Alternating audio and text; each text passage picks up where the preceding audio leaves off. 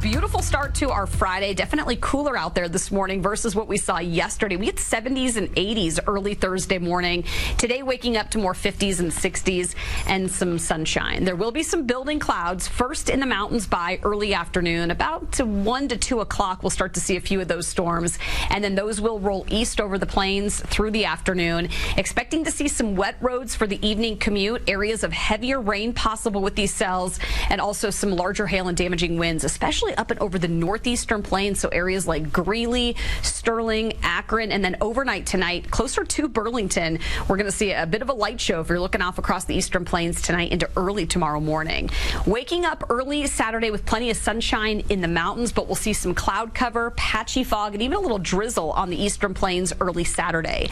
Another round of thunderstorms tomorrow afternoon, first in the mountains and then down south. Most of what we're going to see tomorrow will be over the southern half of the state, some drier weather up near Greeley and Fort Collins.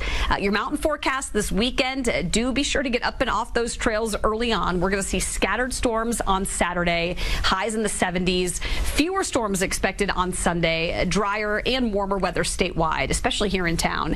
80s today and tomorrow, though. A nice change, a good 15 degrees cooler than that triple-digit day we had on Wednesday. Low to mid-80s Saturday by early afternoon, and then about 7 to 10 degrees warmer on Sunday. Monday is still going to be toasty, but then we're tracking a stronger cold front next week. We'll go from 80s on Tuesday to some cooler, cloudy, stormy weather and a high of 77 on Wednesday.